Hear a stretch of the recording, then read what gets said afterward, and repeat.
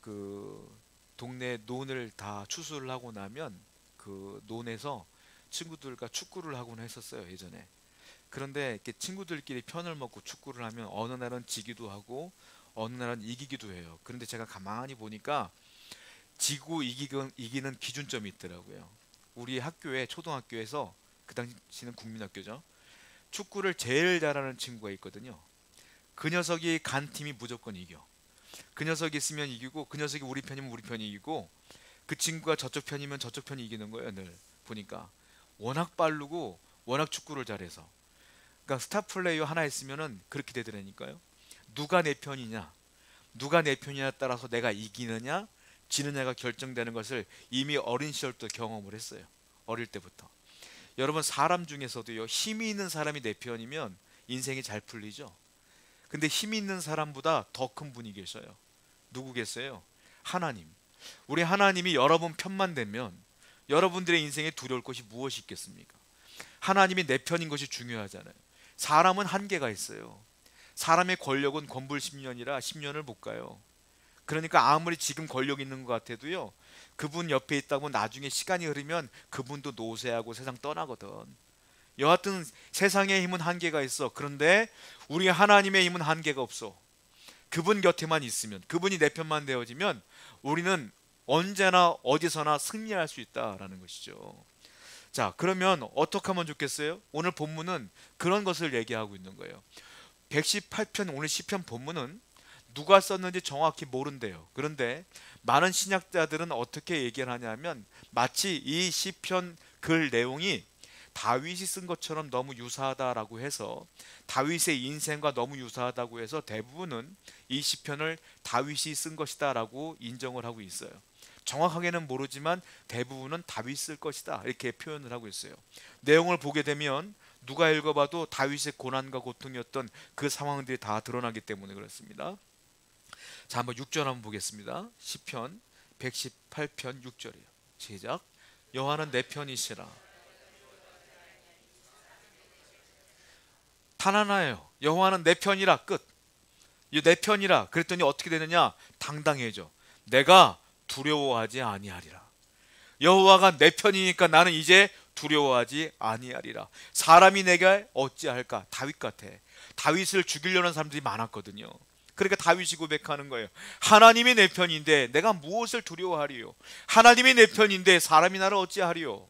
여러분이 하나님이 여러분 편이면 아무리 환경이 어려워도, 아무리 사람들이 여러분들에게 해코지 하려고 해도 흔들릴 수가 없어요. 하나님이 보호하시기 때문입니다. 그러니까 내 편인 게 중요해요, 하나님께서. 그러니까 사람이 하나님이 내 편인 것을 확신한다면 인생을 두려워할 필요도 없고요, 당당하게 살아갈 수 있어요. 확신 가운데 거할 수 있다라는 거예요. 자, 다시 한번 성경을 보겠습니다. 사무엘하 8장 14절을 보게 되면 다윗이 당한 고통이 나오는데 한번 읽어보겠습니다. 시작. 다윗이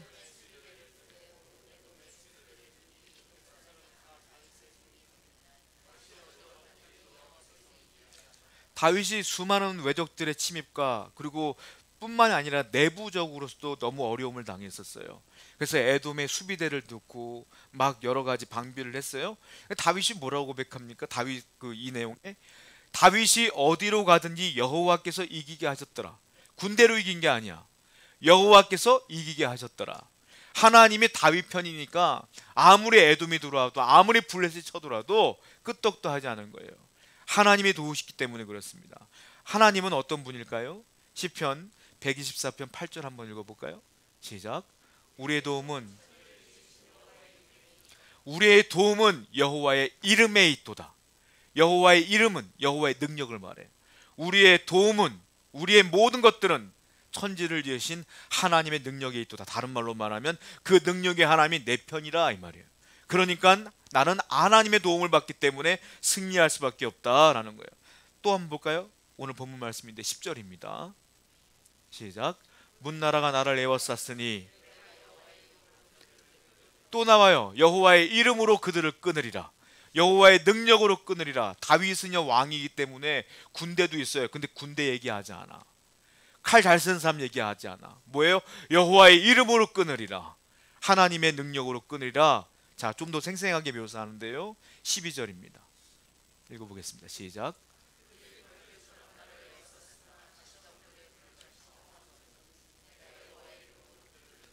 적들이 벌들처럼 나를 에워쌌대요. 벌떼 보신 적 있으시죠? 벌떼가 오면은 뭐 엄청나게 무섭잖아요. 그 적들이 그렇게 많았다는 거예요, 다윗에게. 벌떼처럼 왔는데 어떻게 됐느냐? 가시덤불에 불같이 다 없어졌다. 가시덤불 불태우면 싹 없어지잖아요. 재가 되잖아요. 그 벌들 같은 대적들이 하나님의 이름 앞에 다 없어졌더라, 이 말이에요. 하나님이 내 편이니까 그들이 이길 수 없다. 그래서 다윗은 이런 경험을 하다 보니까 승리의 확신을 가져요. 하나님이 내 편이면 아무도 나 이길 수 없어. 그리고 이렇게 반복하여 외치죠. 6절부터 7절 본문입니다. 시작. 여호와는 내 편이시라. 사람이 내게 어찌할까? 여호와께서 내 편이 되사 놈자들 중에 계시니. 두 번이나 말해요. 여호와가 내 편이야. 여호와가 내 편이야. 누가 나를 없애려고 할 수 있겠어? 하나님이 도우시는데. 여러분, 제가 확신 있게 말씀드릴 수 있는 건 하나님은 여러분 편이다라는 거예요. 다윗의 편인 하나님이 우리의 편이에요. 그러니까 여러분들이 질병과 병마로부터도 하나님의 마음만 먹으시면 다 해결해 주시고, 여러분들의 물질의 문제, 가족의 문제, 모든 문제도 하나님이 마음만 먹으시면 다 해결되는 것이다. 여호와가 내 편이니까 다윗의 고백이 우리의 고백이 되어야 된다는 거예요. 안타깝게도 우리가 알고는 있어. 자, 우리가 아까도 예배할 때 사도신경을 외웠잖아요. 신앙 고백을 했는데 뭐라고 했어요? 전능하사 천지를 만드신 하나님 아버지를 내가 믿사오며. 그렇게 고백을 했어요. 여러분, 고백을 했지만 믿으십니까? 전능하사 천지를 만드신 하나님 아버지를 내가 믿사오며. 하나님은 어떤 분? 전능하신 분. 그 전능하신 하나님을 내가 믿고 그분이 내 편이잖아요. 그런데 사람들이 세상을 살다 보면 이 고백과 무관하게 살 때가 많다. 환경을 볼 때 무너지기도 하고, 내게 조금 손해가 있을 때 원망하기도 한다. 그러지 말라는 거예요. 다윗처럼 확신을 갖고 살라는 거예요. 자, 다시 한번 또 읽어보겠습니다. 118편 8절부터 9절입니다. 시작. 여호와께 피하는 것이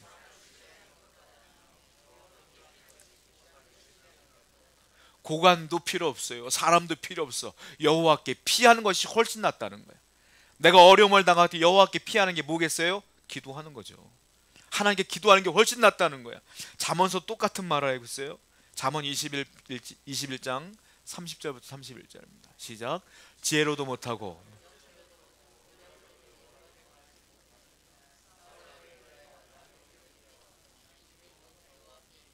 지혜로도 안 되고요, 명철로도 안 돼요. 이김은 여호와께 있는 거예요.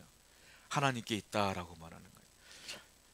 그런데 성경을 연구하다 보면, 성경을 보다 보면은, 자, 하나님이 내 편이면 모든 것이 끝나는 거죠. 그런데 하나님이요, 중요한 게 있어요. 아무에게나 하나님 편되지 않더라고. 하나님이 내 편인 것은 내가 알겠는데 아무에게나 다 하나님 편이 되주지 않아. 다 하나님 편이면 다 성공하고 다 승리하고 다 이기지. 근데 중요한 건 하나님이 아무나 하고는 편하지 않는다. 링컨 대통령의 일화 가운데 이런 게 있더라고요. 링컨 대통령이 남북 전쟁을 하고 있는 가운데에 그 보좌관 한 명이 이제 중요한 전쟁을 앞두고, 전투를 앞두고 있는데 이렇게 물어요. 각하, 하나님이 우리 편인 건 알겠습니다. 하나님이 과연 그런데 이번 전쟁에서 우리 편이 되어 주실까요? 저는 그것이 걱정이 되고 염려가 됩니다. 이렇게 고백했더니 링컨이 그 보좌관을 향해 이렇게 얘기해요. 하나님이 내 편인 건 확실하네. 우리의 편인 건 확실해. 그런데 중요한 건, 나는 걱정이게 당신과는 달라. 무엇이냐면 과연 우리가 지금 하나님 편인가? 이게 난 걱정이네. 이렇게 말해요. 하나님은 우리 편인 건 확실해. 내가 지금 하나님 편이냐, 이게 중요하다는 거예요. 그게 뭘까요? 신앙의 태도야. 하나님을 향한 태도가 지금 내가 올바로 있느냐. 여러분들이 하나님 믿는다고 말하면서 올바로 믿지 않으면, 하나님이 분명히 믿음대로 하나님의 자녀와 함께 한다고 말했지만 여러분이 잘못된 태도를 하나님 바라본다면 하나님이 내 편 될 수가 없다는 것이죠. 그러니까 중요한 건 믿음과 더불어 내가 온전히 살고 있는 게 중요하다는 거예요. 자, 그러면 하나님이 누구와 함께 할까요? 누구의 편이 될까요? 첫 번째, 아무나가 아니에요. 구원받은 백성과 함께 한다. 이게 제일 중요해요. 구속받은 사람과 함께 한다. 구원받지 못하는 사람의 편이 되지 않아요. 하나님은 구원받은 사람의 편이 되어준다. 구원은 어떻게 받아요? 은혜로 받는 거야. 그냥 믿음으로 받는 거야. 여기 있는 저와 여러분들은 이미 구원받은 백성이에요. 그러니까 하나님의 편이 된 것은 확실하다라는 것이죠. 여러분, 구속이라는 단어는 원래 노예가 구원받을 때 쓰는 단어예요. 노예가 속전을 지불하고 샀을 때 그 사람, 한마디로 말하면 이런 거예요. 나쁜 주인 밑에 있던 노예를 어떤 선한 주인이 그 주인에게 돈을 지불하고 내가 사갈게요 하고 그 노예를 사가.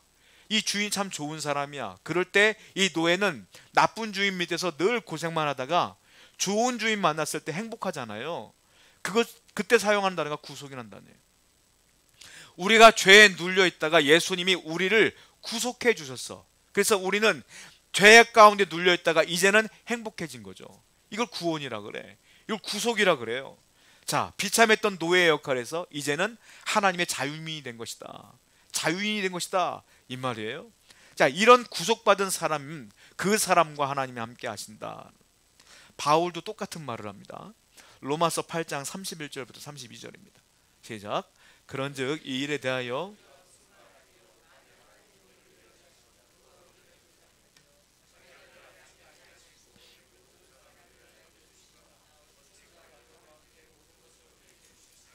구속, 우리를 위하여 생명을 주신 예수님이, 우리를 구원하신 예수님이 어찌 그 아들과 함께 모든 것을 우리에게 주시지 않겠느냐. 아들까지 주신 하나님께서 우리에게 안 주시겠느냐. 주신다는 말이죠. 이거는 100% 주신다는 거야.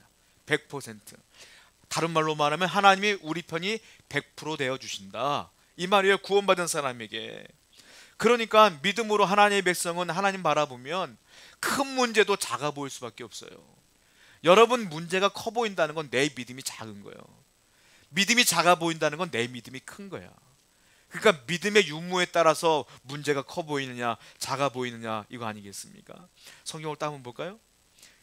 이사야 43장 1절부터 3절 말씀입니다. 한번 읽어보겠습니다. 시작.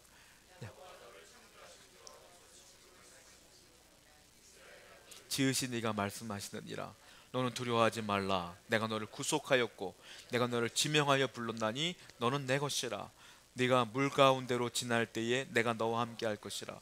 강을 건널 때에 물이 너를 침몰하지 못할 것이며 네가 불 가운데로 지날 때에 타지도 아니할 것이요 불꽃이 너를 사르지도 못하리니 대저 나는 여호와 네 하나님이요 이스라엘의 거룩한 이요 내 구원자임이라. 아멘.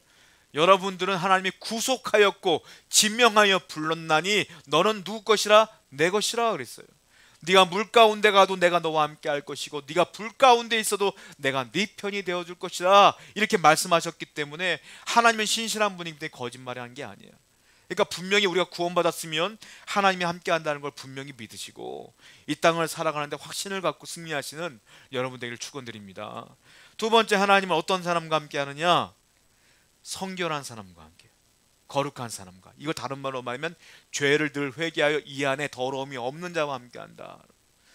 더러운 죄가 있는 자와는 하나님이 함께 하지 않아요. 왜? 하나님은 죄가 전혀 없거든. 하나님이 제일 싫어하는 게 뭐예요? 죄예요. 죄. 내가 죄를 그대로 갖고 있는데 하나님이 내 편이 되어 주신다고요? 아니요, 그럴 수 없어요. 하나님은 그럴 수 없어요. 시편 말씀, 이사야 말씀 보겠습니다. 59장 1절부터 2절입니다. 시작. 여호와의 손이 잡아 구원하심도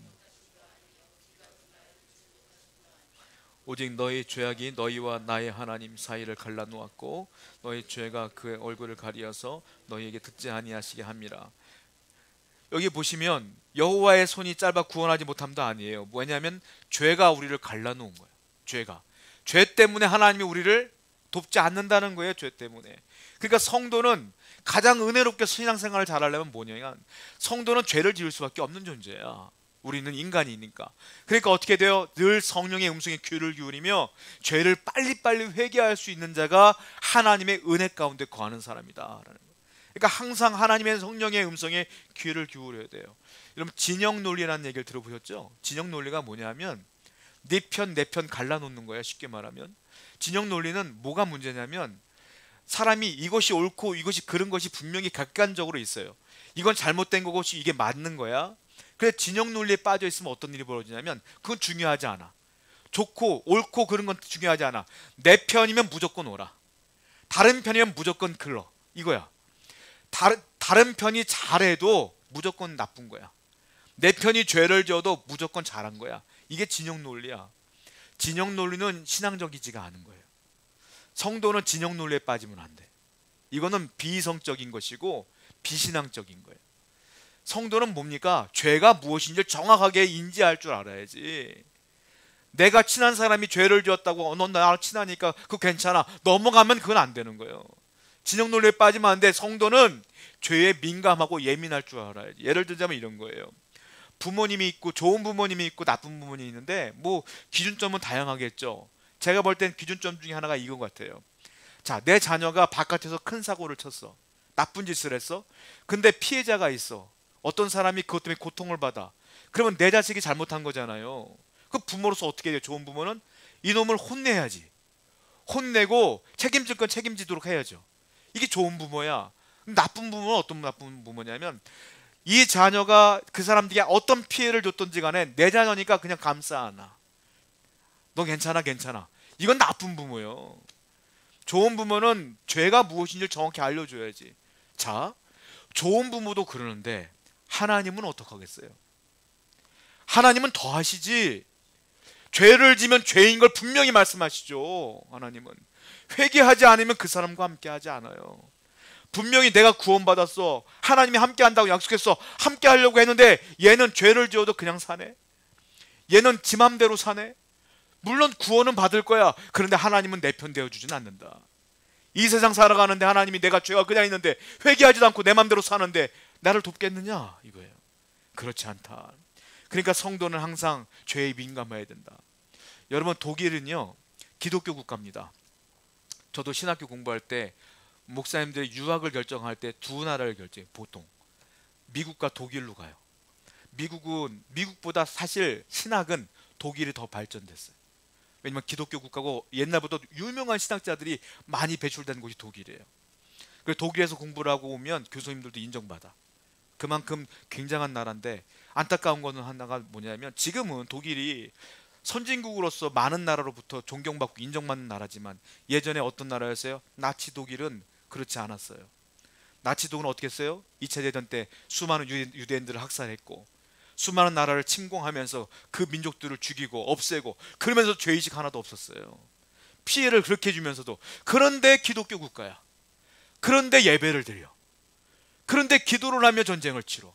심지어 그 나치 독일 군대 그 벨트 있죠? 벨트 군인들 벨트 버클에 글씨가 써 있었거든요. 뭐라고 써 있는지 아세요? 미트 고트 온 이렇게 써 있어요. 그게 뭐냐면 하나님이 나와 함께 한다는 뜻이에요. 하나님이 나와 함께 한다면서 유대인들을 죽여. 하나님이 나와 함께 한다고 믿으면서 사람들 죽여 나가는 게 나치 독일이야. 하나님이 그 나치 독일과 함께 했나요? 하나님 편히 서셨어요? 아니요. 망했어요. 망했어. 지금 우리가 알고 있는 독일은 그들의 죄를 회개하고 우리가 잘못했다고 회개하고 교회를 다시 한번 재건하고 다시 신앙을 재건한 독일이 지금의 독일이지. 지금의 독일은 하나님이 함께 하고 계시는 거예요. 그래서 여러분, 내가 구원받은 백성이는 것은 끝나는 게 아니에요. 내가 구원받았으면 어떻게 돼요? 더욱더 하나님 은혜 가운데 거하려고 노력하고 죄를 멀리하고 노력해야지 하나님이 여러분과 함께 하신다라는 거예요. 오늘도 그래서 가장 무서운 게 성도에게 뭡니까? 죄가 무서운 거예요. 그러니까 우리 성도들은 항상 죄를 멀리하여 하나님 편에 서는 여러분 되기를 축원드립니다. 세 번째는 하나님이 어떤 사람과 함께 하겠느냐 하면, 자, 기도만 하면 되느냐? 물론 내 인생 가운데 급박한 상황에 기도밖에 할 수 없으면 기도해야 돼요. 그런데 기도도 할 수 있고 내가 일할 수 있는 상황이 된다면 최선을 다해야 돼. 무슨 말이냐? 하나님이 일을 줬다는 건, 할 수 있는 걸 줬다는 건 하나님의 사명을 줬다는 거예요. 그거는 그 사명을 잘 감당하라. 즉 다른 말로 말하면 내가 하는 일에 최선을 다할 때 하나님이 내 편 되어 주신다. 여러분들의 삶 속에 가정을 주셨으면 가정에 최선을 다하셔야 돼요. 직장을 줬으면 직장에 최선을 다하셔야 되고요. 사업장을 줬으면 사업에 최선을 다해야 돼. 우리 교회를 주셨으면 교회에 최선을 다하셔야 돼. 여러분들이 거하고 있는 모든 곳에서 최선을 다할 때 하나님이 여러분의 편 되어 주십니다. 예를 들자면 이런 거죠. 학생들은 다 꿈이 있어요. 좋은 데 가고 싶고, 직장인들도 마찬가지예요. 내가 좋은 직장 가고 싶어 하지. 다 똑같아. 그런데 학생이 좋은 대학 가고 싶은데 공부를 안 해? 그리고 기도만 해? 그건 불신앙이야. 하나님이 주신 건 학생의 본분은 공부야. 또 성인에게 할 수 있는 건 내가 최선을 다해 준비하여 좋은 직장으로 가는 것이죠. 사업장을 잘하면 최선을 다해야 되는 거야. 똑같은 거야. 그러니까 그것을 잘하는 것이 신앙인 거예요. 그럴 때 하나님이 우리를 돕는다라는 것이죠. 마태복음 25장을 보면 달란트 비유가 나와요. 한 달란트, 두 달란트, 다섯 달란트. 그런데 두 달란트 맡은 자는 나중에 네 달란트를 남겼고 갑절을 남겼고, 다섯 달란트 맡은 사람은 열 달란트를 맡았어요. 한 달란트 맡은 사람은 묻어뒀죠. 그때 칭찬을 하는데 두 달란트, 다섯 달란트 맡은 사람은 똑같은, 정말로 글자 하나 틀리지 않고 똑같이 칭찬을 하세요. 잘하였다 충성된 종아. 똑같이 칭찬을 해. 근데 한 달란트 맡은 사람은 저주하시죠. 그거 무슨 의미겠어요? 왜 내가 준 사명을 감당하지 않았느냐, 최선을 다하지 않았느냐 이거예요. 우리는 오해하는 것 중에 하나가 이게 한 달란트니까 그렇지 이렇게 생각할 때 있어요. 한 달란트 가지고 뭘 합니까? 어떤 사람은 제가 그 청년 사역할 때 한 달란트 비유하면서 그 친구는 이거를 계산을 잘 못하니까 한 100원쯤 됩니까? 1000원쯤 됩니까? 이렇게 묻더라고. 아니 1000원 가지고 뭘 해요? 이러더라고. 1000원이 아니요. 한 달란트가. 한 달란트는 얼마냐면 6천 데나리온. 6천 데나리온이 얼마만큼이냐면 1일 데나리온이 노동자 1일 품값이죠. 1일 품값이 1데나리온. 지금으로 말하면 시급이 거의 최저 시급이 10,000원쯤 되니까 계산을 제가 대충 해봤어요. 아주 최소로. 자, 그러면 6천 데나리온이야 1달란트가. 그러면 그게 얼마냐면 3억 원쯤 돼. 3억 원. 1달란트가 3억이야. 근데 그거를 한 10만 원쯤 계산하잖아요. 1일 품삯을 6억이야 6억. 이게 적은 액수가 아니에요 이게. 이거 가지고 일을 해라 남겨라 했는데 안 남긴 거지. 그러니까 여러분 성경을 볼까요? 마태복음 25장 21절 23절도 똑같아요. 그래서 괄호만 쳐놓은 거야. 구절이 똑같아. 글씨 하나 안 틀리고. 읽어보겠습니다. 시작.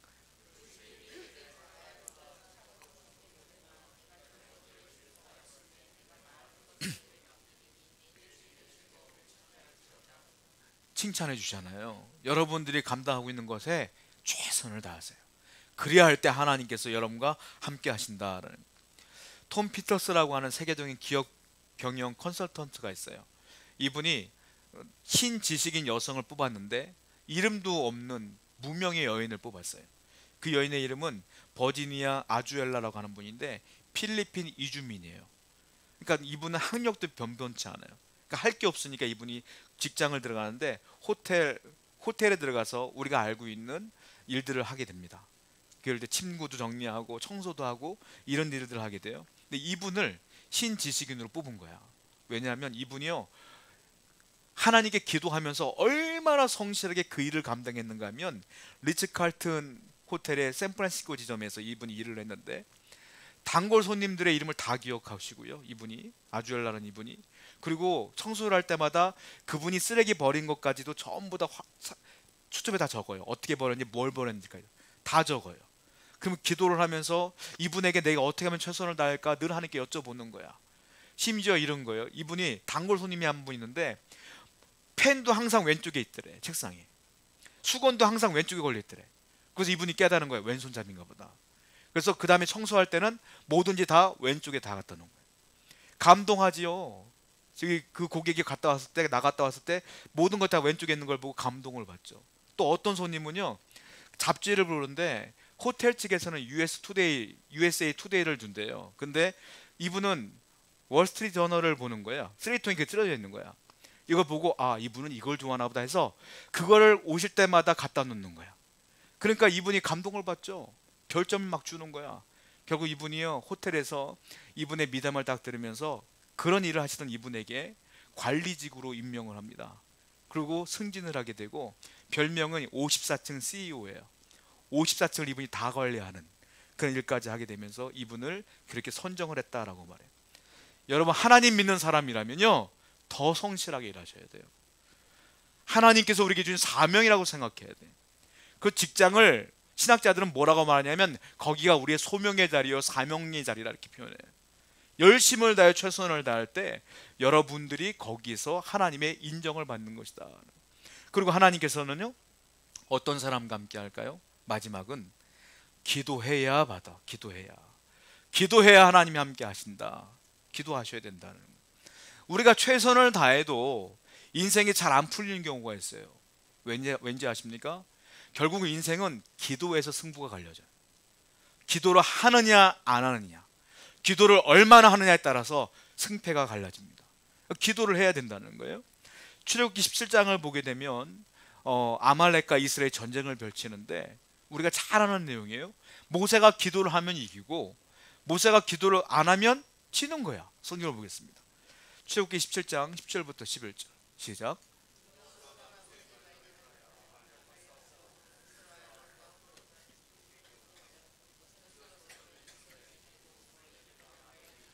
모세가 산에 올라가서 기도를 합니다. 대신에 여호수아가 장군이서 싸움을 해요. 모세가 손을 들고 기도를 하잖아요. 여호수아가 이겨. 근데 이게 손 들고 있으면 팔이 아프니까 모세가 손을 내리잖아요. 여호수아가 밀려. 그래서 모세가 아론과 훌을 불렀다가 바위 딱 올려놓고 올라가 내 팔 잡어 하고 딱 잡고 전쟁이 끝날 때까지 모세가 기도하는 거예요. 그리고 결국은 아말렉과 전쟁에서 승리하더라. 뭐 때문에 이긴 거예요? 군사력? 아니요. 기도 때문에 이긴 거예요. 하나님이 그 기도에 응답하신 거예요. 저는 이런 경험들을 많이 했어요. 저는 군 생활하다가 육군으로 입대를 했다가 예전에는 전경도 있었거든요. 전투경찰. 그것도 육군으로 입대했다가 착출하는 거고, 저는 경비교도대, 지금 그 부대가 없어졌어요. 부대 자체가 다.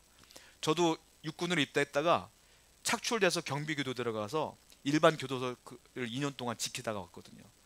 근데 부대가 작아. 우리는 법무부로 소속이 바뀌어요. 국방부에서. 제대할 때 다시 국방부로 가. 다 갔는데 자대 배치 가서 전라도 장흥에 있는 교도소에 들어가고, 제가 이제 80명인데 정원이 우리 부대에 예배를 드리려고 신우회를 갔어요. 누가 날 데리고 가서. 짝대기 하나였었어요. 예배를 드리러 갔는데 신우회라고 갔는데 신우회 장소가 없어. 그러니까 등나무 같은 데 밑에서 예배를 드리는데 예배 순서도 모르고 기도할 줄도 모르고 찬송도 못하는 사람들끼리만 모여서 신우회라고 앉아 있는 거야. 왜냐하면 신학생 몇 명이 신우회를 만들어 놓고 제대해 버렸어. 그러니까 남아있는 사람들은 거기 있던 신앙도 없는 사람들만 남아있는 거라. 하나님이 기가 막히게 글리 보내더라고 나를. 그래서 제가 짝대기 하나 때부터 제가 떨고 있는데 제일 고참이 너 신학생 출신, 신학교 출신이라고 얘기 들었다.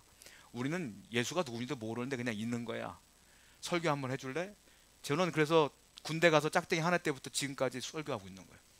지금까지 설교 경력이 굉장히 오래됐어. 그래서 그분 고참들 앞에 놓고 떨면서 제가 늘 설교했어요. 신우회 일주일에 한 번씩. 왜냐면 부대 교회도 없어. 교회도 없어서 주일만 되면은 차 타고 외부로 나가서 장로교회 큰 교회가 있었거든요. 거기서 예배를 드리고 왔어.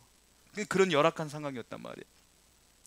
그리고 예배를 드리려고 하는데 겨울 되니까 외부에서 신우회에서 예배를 드리려고 했더니 추워서 예배를 못 드리겠는 거야. 행정실 가서 우리 신우회 예배당이 필요합니다. 장소가 필요합니다라고 했더니 장소가 없다고 안 준대요. 안 준다니까 어떻게 해? 제가 뭐 하겠어요? 화장실 가서 매일매일 기도하는 거야. 하나님 예배당 필요해요. 아니 예배당 거한 게 아니라 그 창고 하나도 괜찮으니까 예배당 주세요.